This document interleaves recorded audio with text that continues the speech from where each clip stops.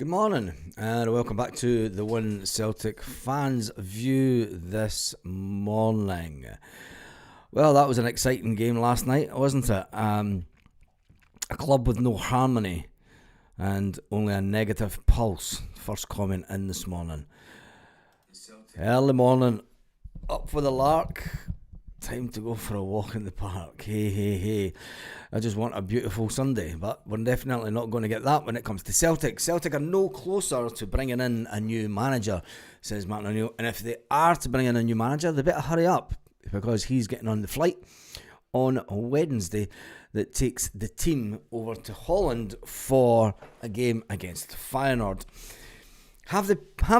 There's questions that needed to be asked at the AGM and the board got off with it completely scot-free. We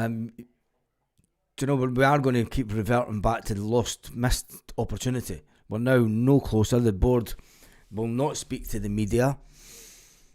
Martin O'Neill was pushed out to give his usual press conference before a game. He was asked nothing about the game. He was asked everything about the AGM. The only time that we had to try and get answers. Now, yes, I think that the board did play the game of, if they're going to even try and act a little bit out of character, we're going to just call the meeting to an end abruptly. Was it planned by the Celtic hierarchy to intentionally call the meeting to a halt? Or was it... Is there any point talking about it now? Because it's in the past. The AGM, as farcical as it's been, the protest last night at the game showed that there is still a big appetite for fans to get rid of this board. But let's talk about the game last night. And let's talk about Daizen Maeda, first of all. Daizen Maeda, the first half, I thought he was a terrible player. You can't go spitting the dummy out because you're not playing in the position that you want. It's been said that Everton are now eyeing up a move for Daizen Maeda in January, and they're looking to put in a bid of around between 12 and 13 million. Take it. Take the 12, 13 million. As good as Daizen Maeda is, I do not want players at the club that when they're given the shirt, when they pull on the shirt and they cross the line, if they're not going to try 100%, if they're just going, I don't want to play in this position, get them out of the fucking team. I would drop Daizen Maeda tomorrow. I wouldn't even take him to... I mean, you'd be cutting your nose off to spite your face to not take him to Feyenoord. But players need taught a lesson in this day and age. Players, for me, and the modern day football player, is far too weak and has far too much power over a club. Far too much power over clubs these days. And especially, I mean, I'm not picking out just the Japanese players, but, I mean, they think that they're better than what they are. Let's be brutally honest here. I mean, Daizen Maeda, we've had one good season out of Daizen. One good season. That's not Henrik Larsson stuff, is it? He'll never be remembered. Daizen Maeda he'll not even be remembered as the first big Japanese star to come over, Nakamura. I mean, Nakamura's remembered for giving his all every game. Daizen Maeda, for me, this morning, being in as huffy as he was, didn't want to take on a player, going down the wing and not want to take on a player, being one-on-one with a player and passing it back to Tony Ralston. You're thinking, come on.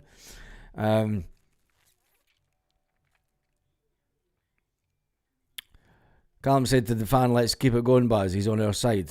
I don't think that he said, let's keep it going. I think it was more, he was saying that we need the backing of, the team needs the backing of the fans. I don't think that Callum's going to come out and say, sack the board. It's maybe a bit wishful thinking, mate. But he did go to the fans at the end saying, we need more of this. And we do. The players do. let's not forget that Callum was close to Rodgers and backing him in the media over transfers. Yeah, he was close to Rodgers, but you can't tell me that Rodgers wasn't wrong in wanting players in. Do you know, we're just going round in circles. We're just going round in circles and circles and circles. Let's keep it going. Let's keep it going. Can we? Anyway, Celtic, let's get back to Martin O'Neill. Martin O'Neill last night said that it was a brilliant goal from the player. He didn't come out and throw the team under the bus. He didn't do a Honda Civic type moment, but he wasn't pleased. You know, he said that first half we were pedestrian, and we were. It was shocking. It was the worst half of football. We reverted to Brendan Rodgers style football. Passing, it was terrible last night because the ball between the defenders last night. I've not even looked at. I don't even want to look at how many passes we got, because 80% of the passes in the first half was between the back line and Kasper Schmeichel. Whatever has got into the mind of the back line, I mean, Tony Ralston is as good. And Tony Ralston was one of the bright sparks in the game. He was the only player that was giving his all. And we all know the limitations of Tony Ralston. And that's the worst thing about it. It's like you can't give Tony Ralston stick because of his limitations as a player. You know, we know you know what you get out of Tony. And that's fair enough. Do you know, he's never going to be a top. I mean, he's an international player, but he's never going to reach the heights of I mean, even Alistair Johnston. Do you know? But you know what you get with Tony, and you get fight, you get desire, you get wanting to go forward. And there was a lot of players in that team last night that just didn't give a shit. First half did not give a toss about Celtic. Dies Maeda playing last night as if he's just not wanting to get injured, not wanting to try, and make sure that, you know, he's fit for the transfer window where he's checking out. Simple as that. Completely checking out. Tony backwards Ralston. But you know what you get with Tony? I'm not going to give Tony Ralston stick. Not when there's players in that team that cost Tony Ralston came through the system, right? Tony Ralston came through the system. Let's put the team over here. He came through the system. You know what you get with him. But we fail to call out, as supporters, we fail to call out the players that come in for big foreign names and have big expectations. But the Scottish players always get it in the neck. Same happened with Mikey Johnston. Do you know, Callum McGregor was getting it last season. We know the limitations of these guys. They're Celtic through and through. We're turning on our own players. It's about time that we started giving real stick to Dies Maeda for just turning up. And he's turning into a Rio Hatate. He's turning into a Rio Hatate where I'll do enough to get through the game. That's not good enough at Celtic. Took the second half before we got a corner. It took to the second half before we even got over the halfway line. Tony gives 100% every game. He does. And for one, I am not going to criticise Tony Ralston because, you know, he's living the dream as far as we're concerned. When you're sitting this morning, you would give, you know, half for to do what he's doing, playing for Celtic. Loads of us would have loved to be given that opportunity. Might not have the best first half, but the subs in the second half changed it. Tonight he had a good footwork. Tonight he needs to get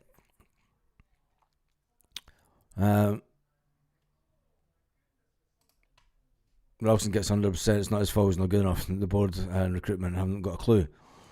Yeah, but he's came through the system and he's been at Celtic for a long time. He's been at Celtic since he was a kid. He's the same as Callum McGregor. Callum McGregor gets stick. Look at last season when Callum McGregor was getting dog's abuse. Absolute dog's abuse. And then he was out for about 3 games. And in those 3 games we were like... And then Callum McGregor comes back and he scores a screamer, as Callum does. And then you realise how much you miss Callum McGregor. Callum McGregor pulled us out last night. Got a get out of jail card Callum McGregor gave us. There was nobody else in the team. There's nobody else. You've seen an £11 million player taking a free kick and not being able to get it past the wall. Do you know, he was that in his own fucking head.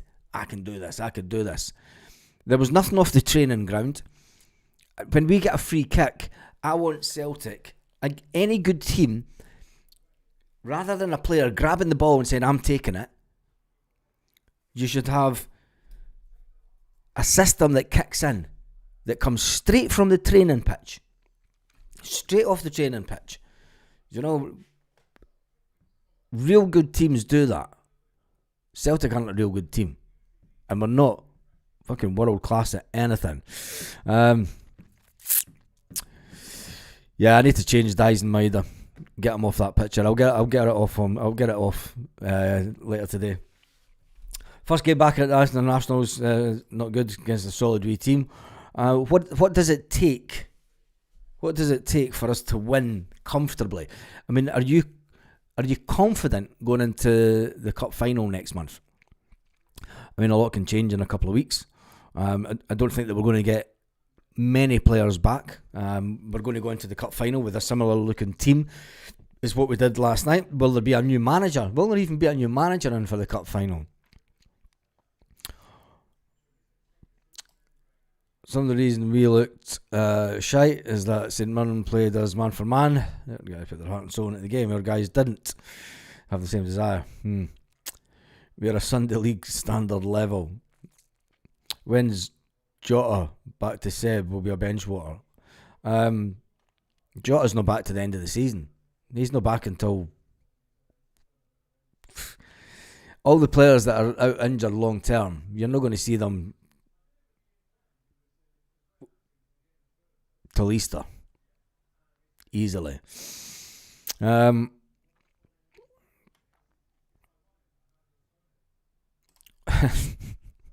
It goes back to transfers though, James, doesn't it? It goes back to transfers. All these easy home games like Rangers, shocking VAR calls, go to the Huns. Huns haven't went to Tynecastle, Paradise Petraudry. Maida has been a legend. We can't forget the good times. We've had one good season, Michael. Come on. One good season. First season, his crossing was woeful. His finishing was woeful. Everyone used to say, you can't put down, I'm scoring 33 goals in one season. You've got to look at the seasons before that. And then you've got to look at the season this season. One good season doesn't make you a legend. Not a chance. Not a chance. I think the cup final will take care of itself and we'll catch back in the league. Yeah, I'm not really worried about the league. I think that as long as we can keep the momentum going, if we can keep the momentum going, we will overtake Hearts. I just think it's a matter of time. Martin O'Neill said at the game last night, I thought we were pedestrian in the first half. Didn't really create things. We kept losing possession so cheaply at times. So all those things we can definitely improve on. It's amazing that we're at this point of the season, and especially, I mean, the last manager fucking ripped the heart and soul and confidence out of this team. A lot of the blame has to go into the last manager for the confidence being ripped out of the soul of this team. Because you can't have a team that has been successful for years and years and years, and then all of a sudden be absolute terrible, no confidence. You know, Martin O'Neill's done fantastic since he's come in, but I think yesterday you could see the frustration when the camera panned to Martin O'Neill in the first half. You could see the utter dismay in his face, thinking, what the fuck is worst Celtic team I've ever seen in my life? Not one of these players, maybe Callum McGregor, at a push, would get in the Callum McGregor would get in the squad, as would James Forrest, because James Forrest got into the squad, and Sean Maloney got into the squad. I would say that James Forrest, Sean Maloney got into Martin O'Neill's squad. James Forrest could, maybe Calmac, because he's came through the system. But there's no other player in this team. Not one player would get into Martin O'Neill's team for 2003. Not one of them. Anyway, he says, the win certainly keeps the momentum going, and it's the most important thing. Despite the fact that we were so inconsistent with our passing and our movement, I thought it was brilliant for us just to get the 3 points on board away from home. Listen, we've lost a few matches this season. This keeps it going. Naturally, I'm delighted. I would have been delighted with a draw. He thought that a draw was acceptable, the way that we were going, the way that the game was planned out. He did also say that there's unity in the dressing room, said Martin O'Neill. He said there's unity in the dressing room, even though there isn't unity in the stands. Martin O'Neill also warned the board. He says he was asked about if he was getting on the flight to go to Holland. He said, well, the flight's on Wednesday, so if the board are going to do anything, they better make their mind up quick. I think now even Martin O'Neill, he seems to be a bit... I'd love to know his real thoughts on what's taken them so long. Because surely, when they were sitting having their little cup of tea in the boardroom at Celtic Park, surely they would talk about the manager's situation. Surely Martin O'Neill has to have some information. Surely he's been sounded out about when a manager's coming in. I mean, you can't keep a pensioner just hanging about. Do you know what I mean? You'll stay here just now, like a wee lapdog. Do you know, Martin O'Neill's probably thinking, God, I want back out of here. This isn't the Celtic well, is it the Celtic he left? I would say yes, it is the Celtic he left, because Martin O'Neill wasn't really getting the backing that he thought that he wanted towards the end. I mean, he stayed on a season longer than what he may have, but I think it's unbelievable to think that when we go to Feyenoord on Wednesday, Martin O'Neill says that he's going to be on the flight. If the board are going to make a decision, he wants them to hurry up and make a decision. That means that have they made a decision on who they want to contact? Have they made contact with them? Because the last thing that we heard coming out of America was the Columbus Crew general manager saying that as of Tuesday last week, we have had no contact from Celtic. That may have changed, but we are no clearer as a fan base as to who the next potential manager is, when the next potential manager will come in. We're at the end of November. Anyone that comes in is going to have 1 month to evaluate the squad. A squad that's depleted due to injuries. So he can't evaluate people that are out injured long term. He might turn around and go, Callum Carter-Vickers is pish, man. That Vickers is shite. You never know. You never know. Anyone that is sitting watching the game last night, because potential managers would have taken in that game like, man, maybe not fucking Saturday night. Would you sit and watch Celtic St Mirren on a Saturday night, or would you go, fuck this, I'm away to the pub? I think any potential manager would have had it recorded on Sky and watch the game back. They'll watch that game and go, Jesus, it's not going to be an easy shift, this one, is it? I mean, it is going to need someone like Ange Postecoglou that's used to getting teams when they're at a low end. And let me just see this.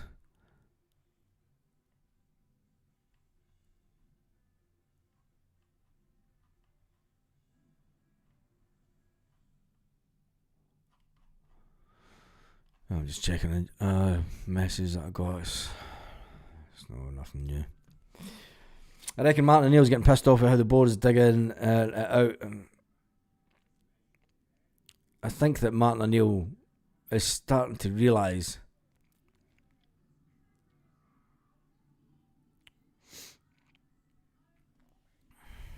do you think Martin O'Neill's been coy? The manager will ask, what's my budget? And they will say nothing. Any potential manager watching this last night shit show, the board will say no thanks.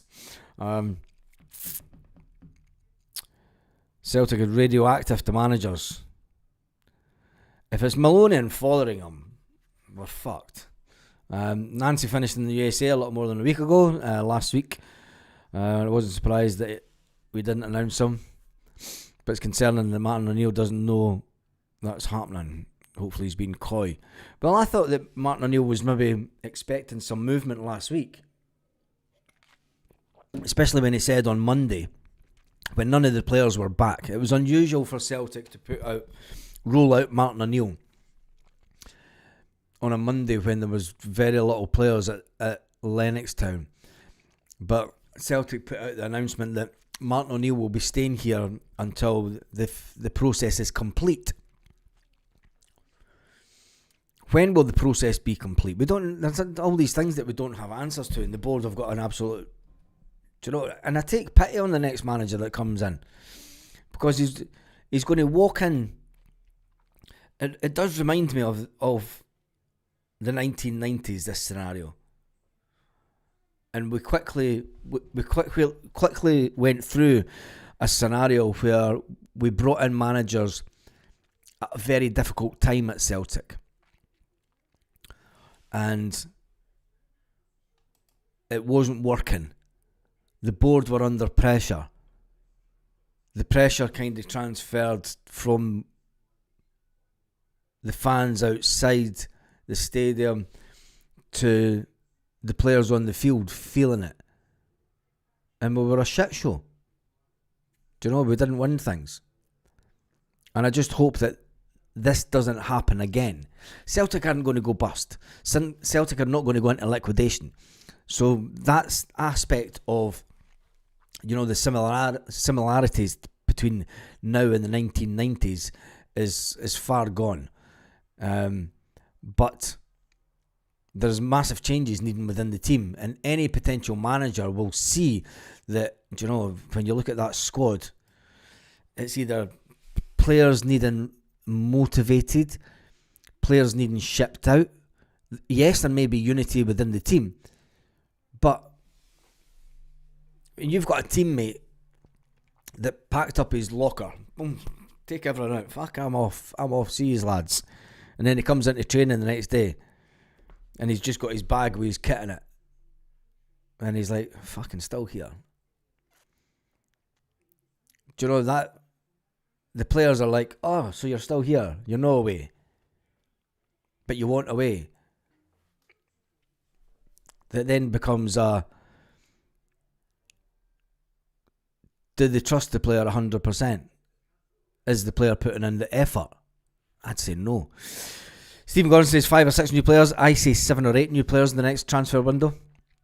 We will need at least 7 or 8 players. We're going to lose Dies and Maeda. We need to bring in a winger. We need to bring in a striker. Maybe even 2 strikers. Kelechi and Iacho. 4 or 5 to leave. Yeah, minimum of 4 or 5 to leave. You're going to lose Yang. Yang was on his way out the door, remember? You'll lose Yang in the next window. Nobody's talking about that. You'll lose Dies and Maeda. I would take money for Rio Hatate now. I would start sounding out Rio Hatate. He's got 2 years left on his contract, 2.5 years left on his contract. I would tell his agent, if you want to find him a new club, go and find him now so that we can get them more money for him. We're going to have to bring in money. The way that this board work is we will need to bring in some money before we spend, because of the reduced income this year. We sold Adam Ida. And we're forgetting about that. We sold Adam Ida at a loss, but we didn't bring anybody in. So we lost Kyogo. We lost Adam Ida, and we brought in an old geezer in Kelechi Iheanacho, and he's done hee-haw for Celtic. Absolutely hee-haw. But look at the team, they don't even want to give Maida the ball. Yeah. CCV's out for the rest of the season. Yep, I know that. He's out for the rest of the season. Jota's out. Cameron Carter-Vickers is out. Jota's still out until February at the earliest. I can't see it being February. I think it'll be longer. I think you're being unfair by his Dyson shouldn't even be here at the moment. Yeah, he shouldn't. He's what the fuck's happening with Paulo Bernardo? I have no idea. I feel sorry for Paulo. He's went through a season and a half now where he's been kept. He's been kept on the sidelines, and I don't know. Somebody must be feeding him something at Celtic. Shin Yamada, Osmond's out. Would you get rid of Osmond? I wouldn't get rid of Osmond yet. He's just a young player. Just need Aberdeen to win the day. Today it's game on. Yeah, that's when. That's true. This is when we should have had a call to arms. It's when Kyogo got sold and we didn't bring anyone. The board got a free rein for 6 months of the year. Even more than that. About 8 months of the year. The board got off scot-free selling Kyogo Furuhashi. The fact that they knew that Kyogo wanted away and they didn't have a replacement lined up. They're now treating the manager search the exact same way as they treat player searches. And it's not acceptable. When you look at some of the news feeds for some of the reporters that deal with transfers of managers and stuff, and you see teams down south making approaches for managers. Swansea City have triggered an 870,000 release clause for a manager that they want. Do you know they've triggered the release clause? You never hear Celtic doing that. Celtic have triggered the 2 million release clause for Wilfred Nancy. No, it's... do you think he's the man? I don't know. Is there anybody else out there? You imagine the talk, you can imagine the chat around the table. You know, it's like a game of poker. They're all sitting with their cards like this, and it's like it's manager cards. It's like they're sitting with Panini cards. That's the Celtic hierarchy. They're sitting with. I'll put this over there so we can't see Dyson. The Celtic board are sitting with Panini cards, and the Panini cards are manager cards, and they've no idea on who to bring in. So they keep on suggesting other names just to put it out there. And then they have a vote. Right, we'll have a vote on it. But it's got to be 100% that we're all in this together. Right, what card have you got? I've got this guy called Wilfred Nancy. Turn there the back of his card and see the stats. So it's the card and it's like that. We took them to the Champions League in the North American Champions League. He's won a couple of things. He's young. He's French. He's a bit different than what we've ever had before. So his stats are quite good. I put him to the side now, but we'll see. Is there anybody else there? We'll have a look around. It's unbelievable. Do you know we're now? Next week will be 1 month without a boss, without a manager. And I know it's hard to get in. It's not hard to get in managers. We lost Brendan Rodgers about this time of the year.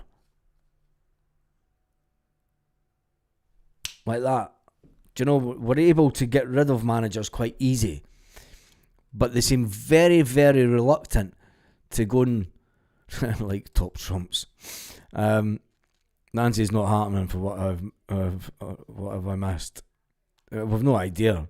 We are shite at the moment, but we're winning games, which is vital. The new manager needs this week. The only good thing about Celtic right now is our league position, and the fact that we've been so bad that we're still in and around the top of the table. And when you look at that, that's not a bad thing. I mean, let's take some positives out of our current situation at Celtic.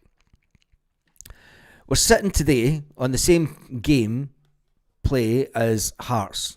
We've all played 12. We've all played, apart from Falkirk. Falkirk's played 13. Aberdeen have played 11.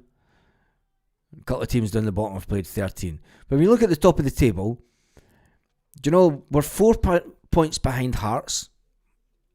That's not too bad. Do you know that's over the course of a season? You'll claw that back. We've scored 21 goals. Hearts have scored 29.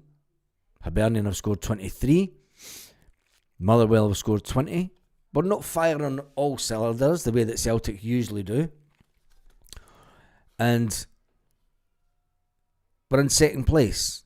Years ago, in the 1990s, if this was a Celtic side from the 1990s, we'd have been in the position that Rangers are in, away down the league. And that's something that we need to look at. We're not the shit show. We're not the shit show that we actually think that we are. And I think that we're giving ourselves a bit discredit. Do you know that even as bad as things are on the outside of the club, the fans, the board, the players on the pitch, as decimated as this squad is, we're still in the fight for the league. So not all is lost. Do you know what I mean? So we need to start looking at the positive side of that, and we need to help this team. And especially, do you know, be top by Christmas Day. Well, let's hope that we are. Let's hope that we are top by Christmas Day, because that would be fantastic. And let's just see what happens today. I think it's a massive game for Hearts. Aberdeen, away to Aberdeen, it's either going to go one way. This league is nowhere near the quality of the 1990s. No, it's not. It isn't. Although if Aberdeen got their finger out, I mean, and you had Dundee United, who were a good team. I mean, you're going to look at Hibernian are having a not bad season. The fact that they're still above Rangers, but Rangers have played a game less. Anyway, you've also had long-term injuries to key players. Yeah, do you know, we have had long-term injuries to key players, but I do think that with all the negativity that's going about, we need to look at the current situation of the team, and we need to help the team out. Last night showed it. Do you know, there was periods where there was no singing, and the only singing that was heard was sack the board. That's not going to motivate the players. You know, we need the players. The players need our help just now. The players are looking around the pitch, and they're seeing, do you know, a small squad to what it should be. They're not 100%. I mean, there'll be players in that squad that are looking at other players and going, I don't fucking trust you with the ball. I wouldn't give you the fucking ball if it fucking you were the last person on the pitch. I can guarantee there are players at Celtic right now that are looking at other players in the squad and going, I wouldn't give him the fucking ball. I wouldn't give him the time of the day, never mind the ball on the pitch. Yeah, no, it's the board's fault. It's the board's fault, but we need to, you need to back the team. Do you know what happened to back the team? Sack the board. That's all I'm saying. We have to look at the positives. We have to start looking, because if we keep going down negative, we'll lose the final. We'll not get money to spend in January that we should really get. We'll end up losing players. We'll end up falling behind in the league. And then it'll be even more people blaming the board. But when you look at the league table, give the players a little bit of credit. Because when all fucking mayhem is consuming the club. The fighting, the infighting, we're still in touching distance. 4 points behind Hearts is nothing at this stage of the season. 4 points behind Hearts with 10 games to go would be nothing. I would say that Celtic would win the league. If there was we're only 12 games into the season. 12 games into the season. Us losing might be a good thing. No, it's never a good thing. It's never a good thing. Never a good thing. Because when we lose the league, think about times that we have lost the league. Under Martin O'Neill. Under Gordon Strachan. We went through periods of managed decline. Even bigger. The wage bill came way down. Way down. We started bringing in cheaper players. So losing the league is not a good thing. It would send us back years, and it allows the competition a free rein over where we currently are. It would take us years. It would take us years to get back to anything that we looked like going for 9 in a row. Arguing with the board is the most important thing. Winning games is the most important thing, mate. The team winning is the most important thing. Arguing with the board is not the most important thing right now. Keeping the team winning. That's the way I see it. We should be Champions League, but we're not. Yeah, this is true. We need to show the board that we are serious. It's only action that they will take notice of. Yeah, we do. And I think that the protests took too long to take off. I think that the protest movement, I'm old school. I'm proper old school. I'd have been at the front of Celtic Park, and I think that, until that day that there's a mass of fans outside Celtic Park, you're not going to get change. Us winning the league this year will destroy the Hun psychologically. It will. That's enough motivation. Yeah, exactly. Psychologically, us winning the league would destroy them. It would destroy a lot of teams. Because you've got to remember, we're seen as being at our worst right now. This is a low point for Celtic. Let's put that into perspective. What we're watching right now is a low point. And if this is a low point, oh my God, none of you that. Okay, there's a lot of Celtic fans that need to go and watch some videos. Go and put on YouTube some of the games under Liam Brady back in the 1990s. Go and read some news articles go and read some of the interviews from Liam Brady back in the 1990s. Then you'll know bad. This is nothing. This is not even touching Tony Mowbray-esque stuff. We're still in a better place than what we were under Tony Mowbray. Think about that for a second. And Tony Mowbray was probably the most recent modern day manager to be bad at Celtic. Even Ronnie Dyler was better than Tony Mowbray. Do you know? And that's how. I mean, Tony Mowbray. God, when was Tony Mowbray manager? It was ages ago. Ages ago. That's how far back you've got to go since we've been in a real bad position. And people see us now as being in a bad way because that's the way that it looks from the outside. Celtic fighting with each other. Celtic causing chaos at board meetings. Celtic fans chanting, sack the board. This is nothing compared to the 1990s, and it's certainly nothing compared to Tony Mowbray as manager. Anything near the managers back in the day.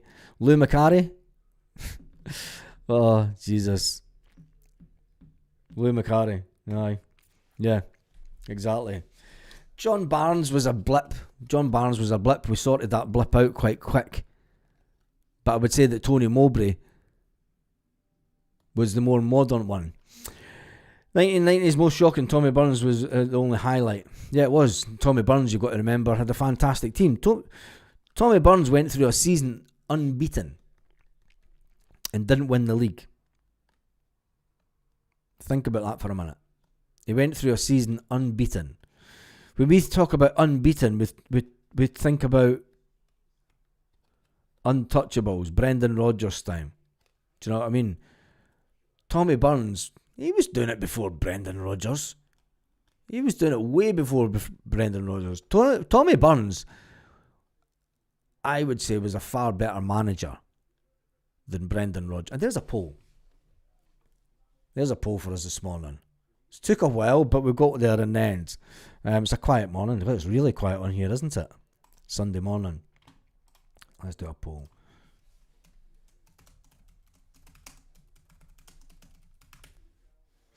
Now, I know that Brendan Rodgers won a lot.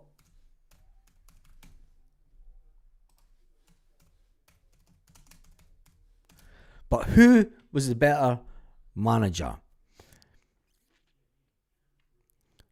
Rodgers, and I don't want you to look at this as, before you vote, hold the fort before you vote.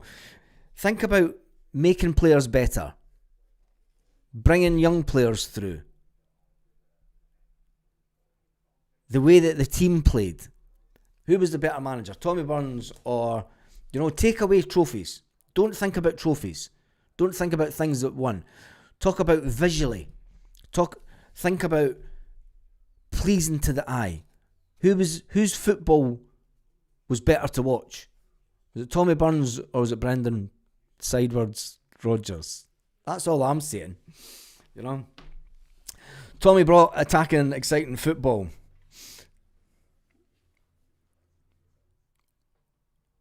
Rodgers had better players and resources. Tommy developed Jackie and yeah, and that's what I would base my vote on. The ability of a manager to make players better. And that's what Tommy Burns did. Tommy Burns definitely. I'm biased because I met Tommy Burns. So did I. Him and his missus come into a restaurant where all the Celtic players. In fact, they used to go to Ian Skelly's. It shows you how changed it is. Tommy Burns faced a different prospect. Yeah, he did.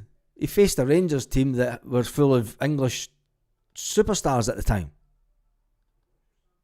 He faced a Rangers team that were full of English superstars at the time because they couldn't play European football because English were all banned. McNamara was average, couldn't cross the ball. Him and Simon Donnelly on the wing were phenomenal together. Tommy better to watch. Rodgers had longer, so more trophies. Yeah, more money, an easier time to face Rangers. I think that Rodgers had it way easier. There's a question. Yeah, Tommy Burns was the better man manager. Maybe that should have been the question. Who was the better man manager? That should have been the question. Because I think that Tommy Burns was the better man manager. Brendan Rodgers came in and said, sometimes I want to get to know. Remember when Brendan Rodgers came back the second time? And he said, I want to get to know all my players. They've had a manager that's been quite standoffish. That's not my style. I want to be their friends. I want to know all about them. I want to know about their ambitions in football, their ambitions in life. I want to talk about, I want to see where they want to be in 5 years. I want to see how they can progress. Talked a good game, didn't he? Tommy Burns had too many draws. But it's not. I'm not talking about results. I should have put the question as who was the better man manager, and I think it was Tommy Burns. That's just my Tommy Dest most love. Yeah, I mean, who would be?